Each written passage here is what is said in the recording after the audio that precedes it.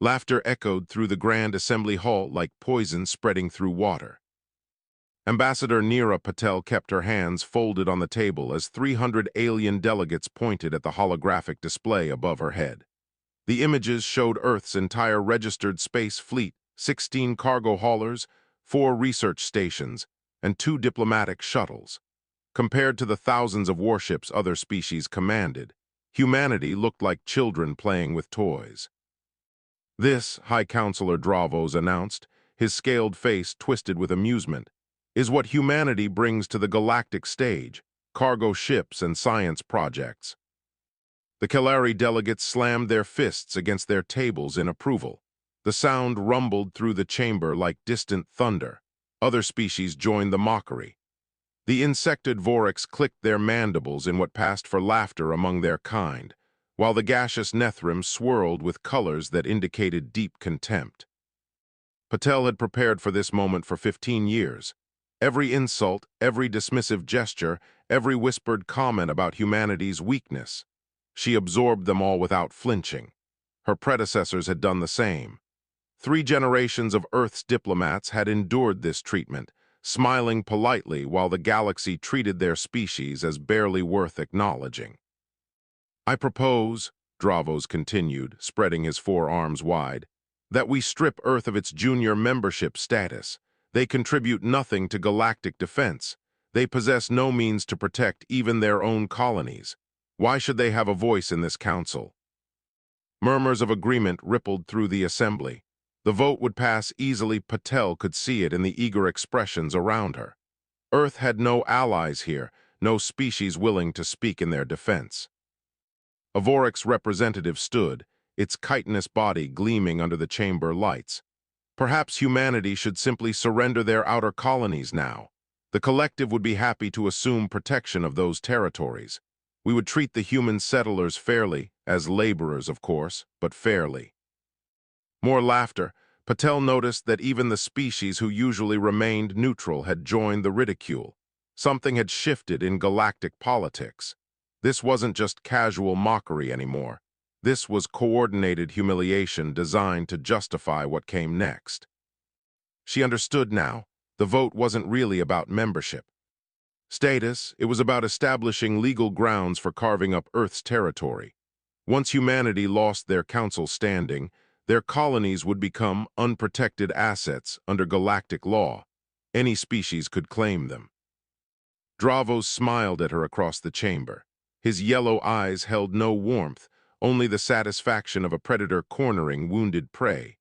Does the human ambassador wish to speak before we vote? Patel rose slowly. The chamber fell silent, eager to hear what pathetic defense she might offer. I request a delay, she said. Her voice carried clearly through the hall's acoustic systems. 72 standard hours before the vote proceeds. Dravos tilted his head. For what purpose? Earth would like to introduce some friends to the council. Confusion rippled through the delegates. The Kalari counselor exchanged glances with his advisors. Humanity had no allies. Everyone knew this. They had spent 50 years in galactic society without forming a single meaningful alliance. What friends? Dravos demanded. Patel smiled. It was not a warm smile. You'll see. The High Counselor studied her for a long moment. She could see him calculating, trying to understand what game she might be playing. But his arrogance won out over his caution.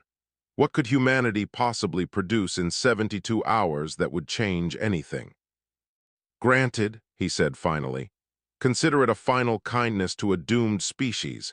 Use your time to say goodbye to your colonies, Ambassador.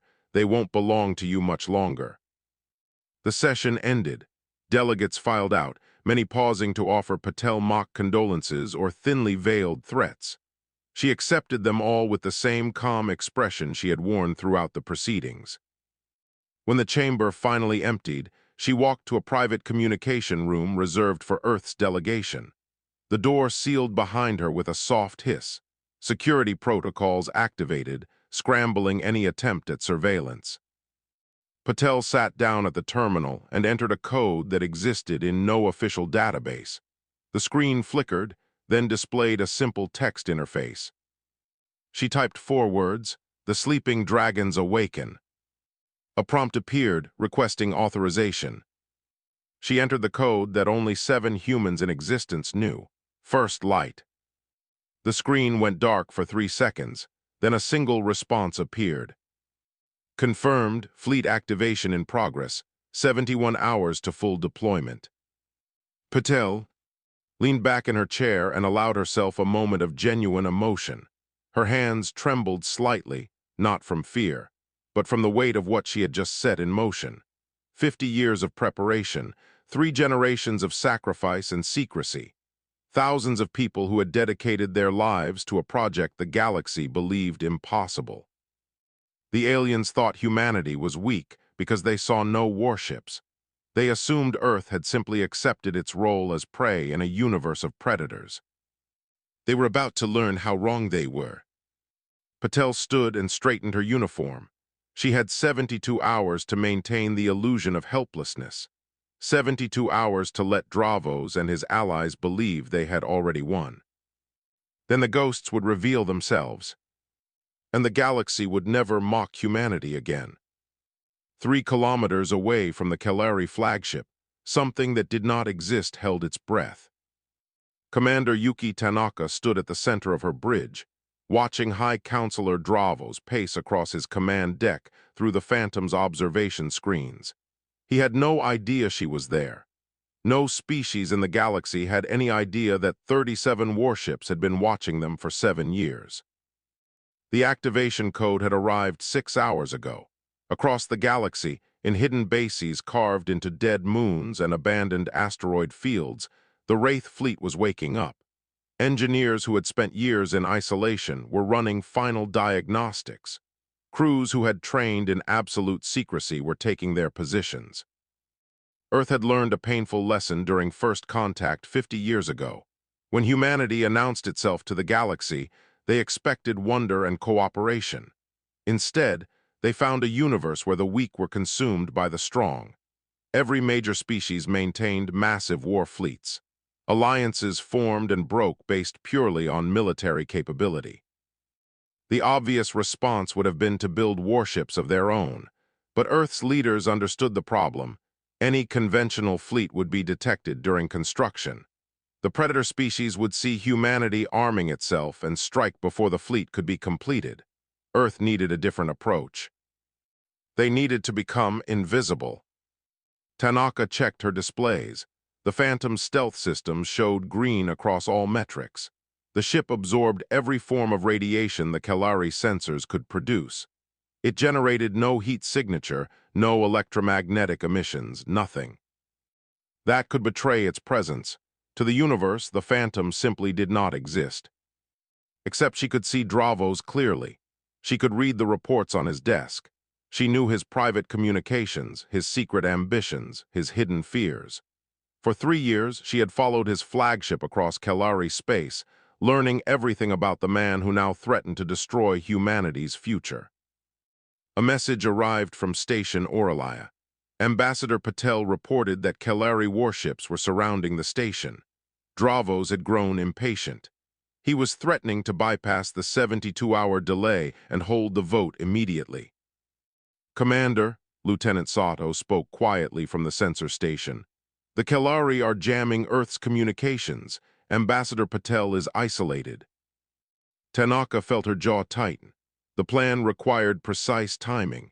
The full fleet would arrive in 65 hours. Revealing herself now would waste years of preparation and sacrifice countless advantages. But Patel was alone in there. If Dravos decided to take her hostage, or worse, the political situation would spiral beyond control. "Status of the nearest Wraith vessels?" Tanaka asked. 7 ships within 2-hour response range. The rest are still en route from deep positions. 7 ships against 200 Kelari warships. The odds meant nothing if the enemy couldn't see them, but revealing even 7 vessels would alert the entire galaxy. Every advantage humanity had built would be compromised. "Commander," Sato's voice carried an edge of alarm, "Kelari flagship is powering weapons. They're targeting the station's communication arrays." Dravos wasn't waiting. He intended to cut Patel off completely, then force the vote under threat of violence.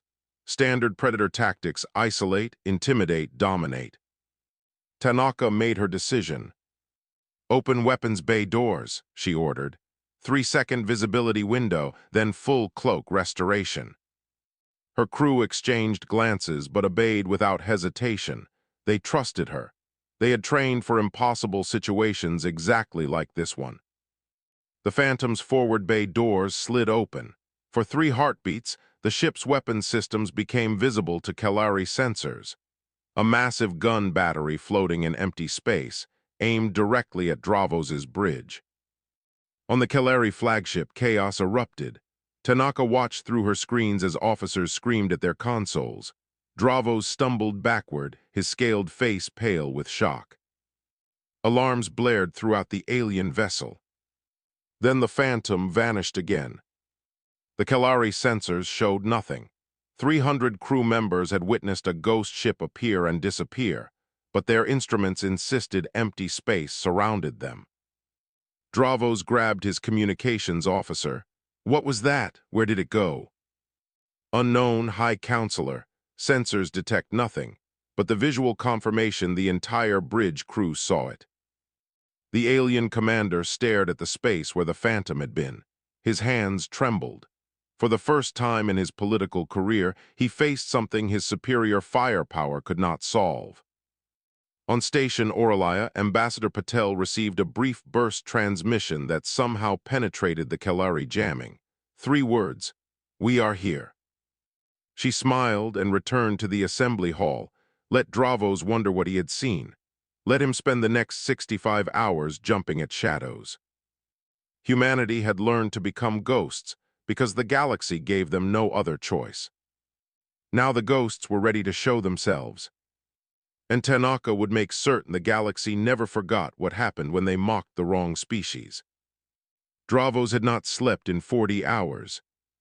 The High Counselor paced his private quarters aboard the flagship, replaying the sensor footage for the 100th time.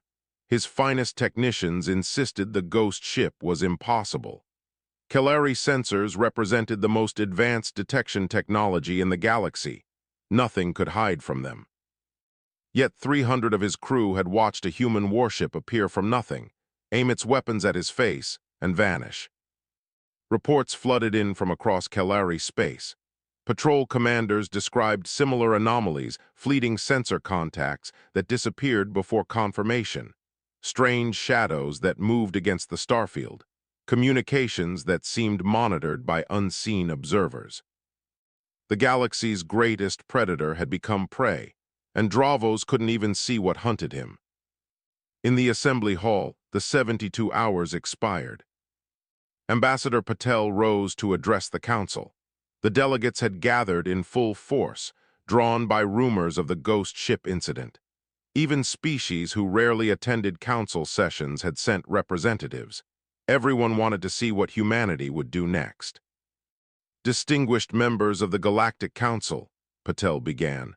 Her voice remained calm, almost casual. 50 years ago, humanity entered galactic society expecting friendship. Instead, we found a universe that measured worth in weapons and viewed kindness as weakness. Dravos shifted uncomfortably. The other delegates watched Patel with expressions ranging from curiosity to barely concealed fear.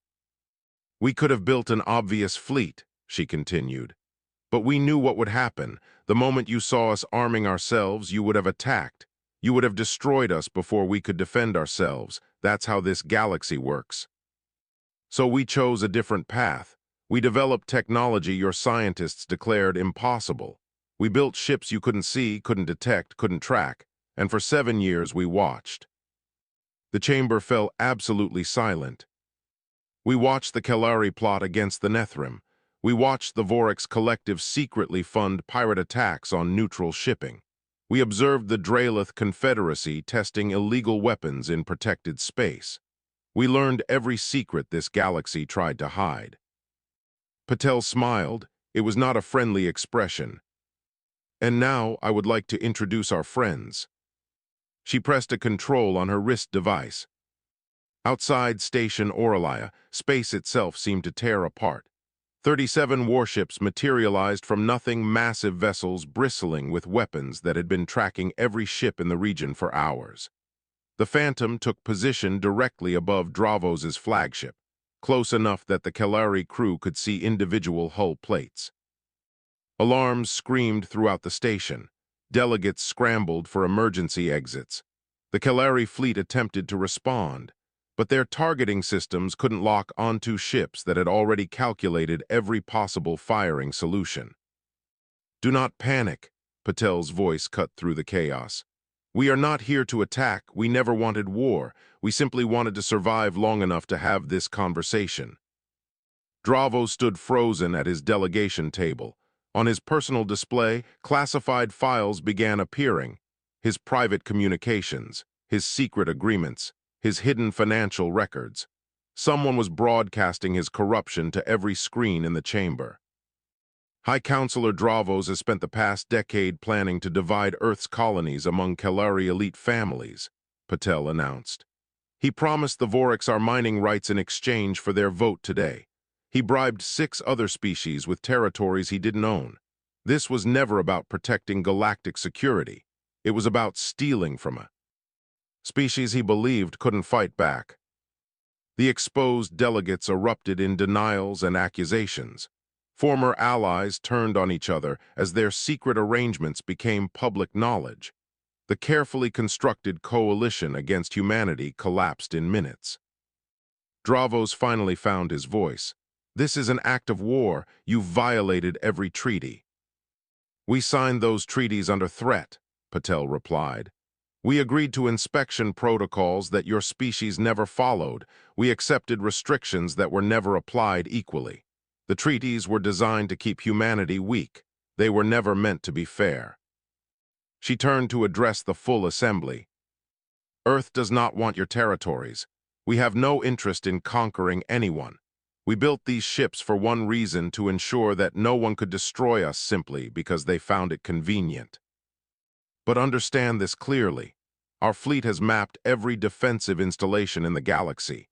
We know where your ships patrol, where your bases hide, where your leaders sleep. If anyone threatens Earth again, we will not ask permission to defend ourselves." The chamber remained silent. 300 delegates stared at the human ambassador who had transformed from helpless victim to the most dangerous person in the room.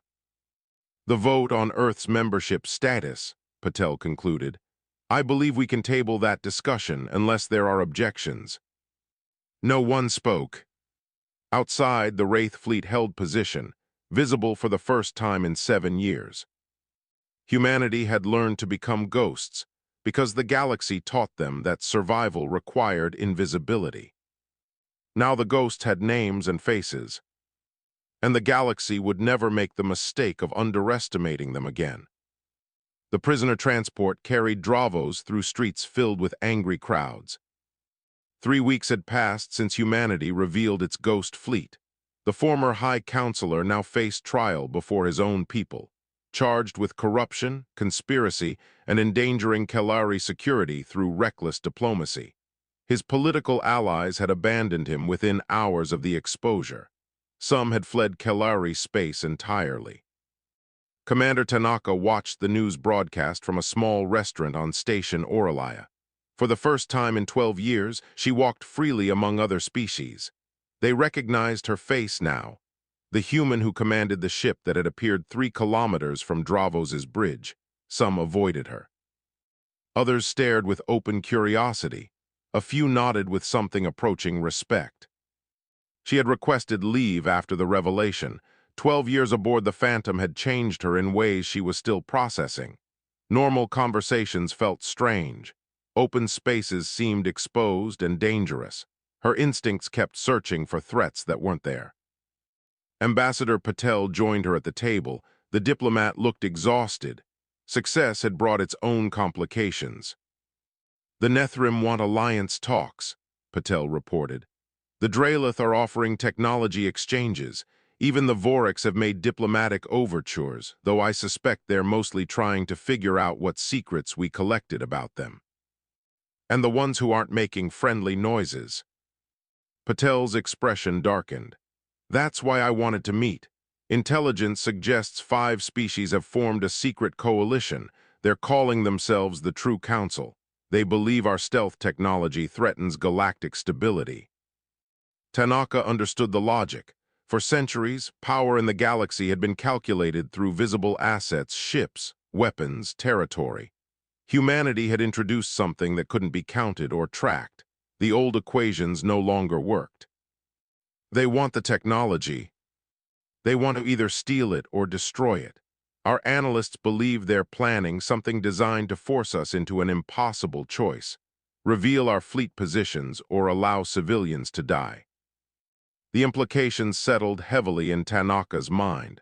The Ghost Fleet's greatest strength was uncertainty. Nobody knew exactly where the ships were or how many existed.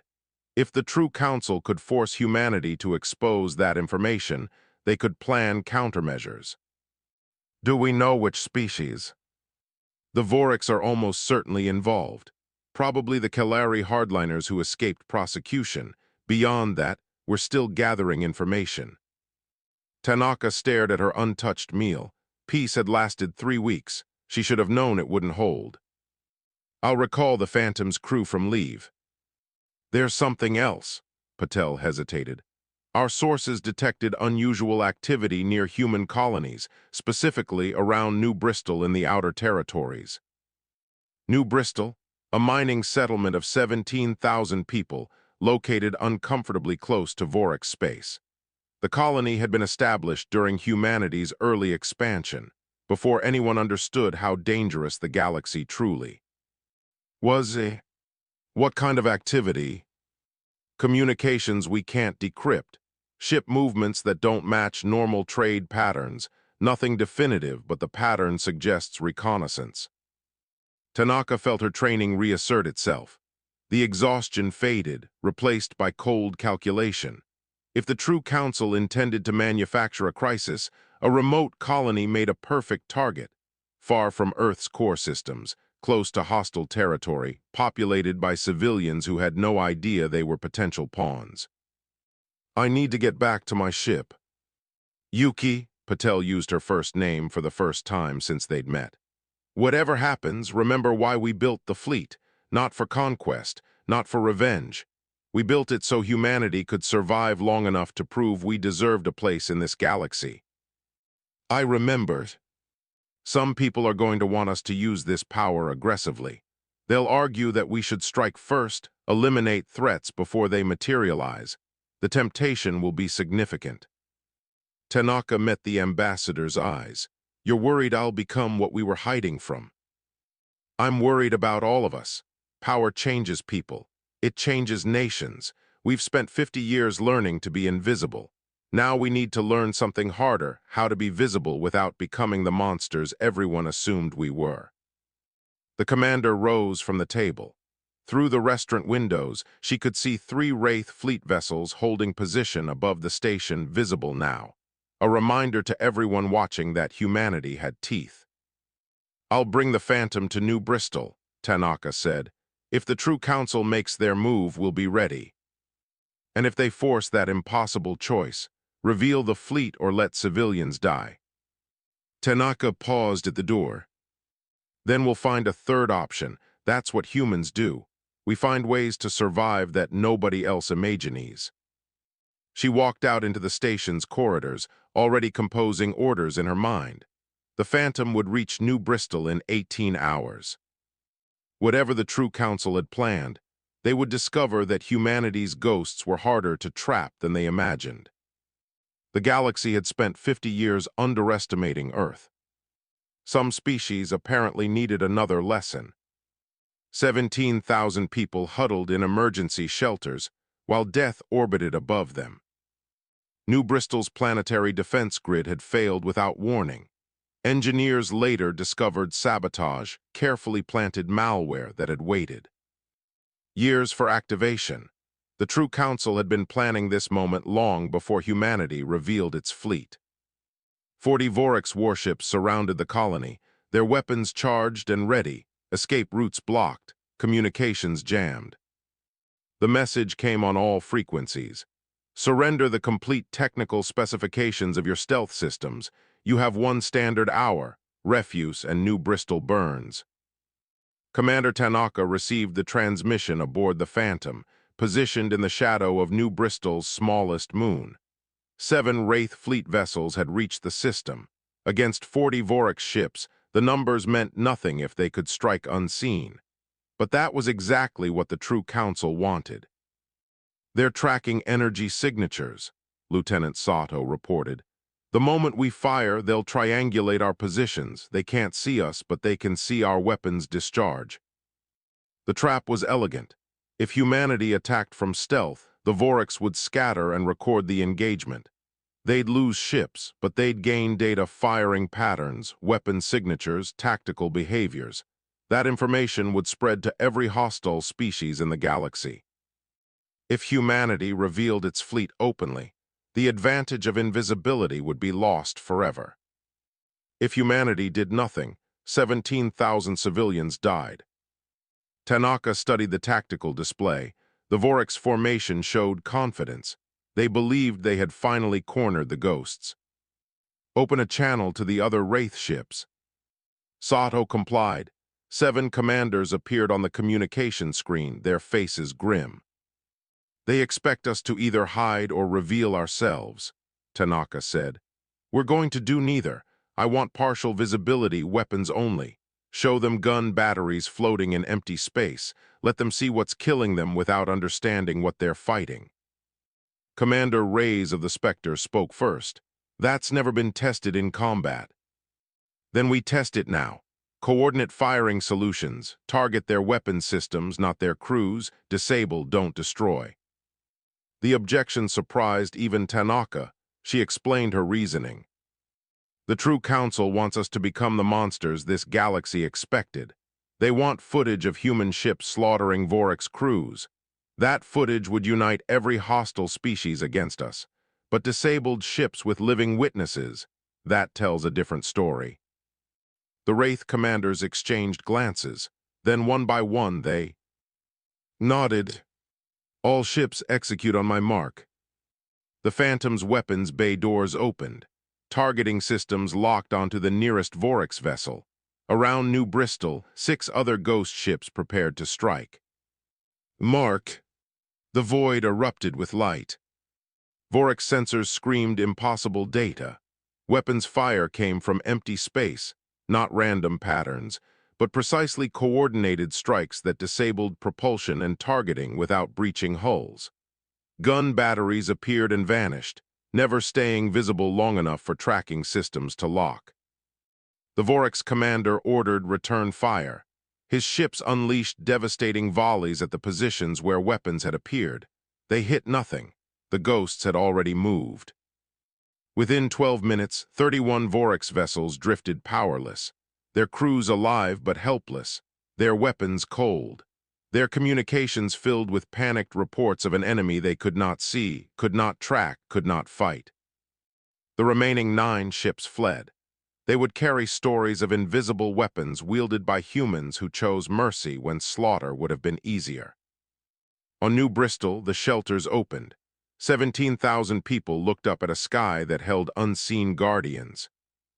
Ambassador Patel arrived 3 days later. The True Council had collapsed. Their conspiracy exposed by Vorax survivors who wanted no further part of fighting ghosts. The species who had joined the coalition scrambled to distance themselves from the failed operation. Patel found Tanaka standing at the Phantom's observation deck, watching New Bristol's sun rise over the colony. "The Vorax High Command wants to negotiate," Patel reported. "They're offering full disclosure of True Council communications in exchange for normalized relations." "And the other conspirators?"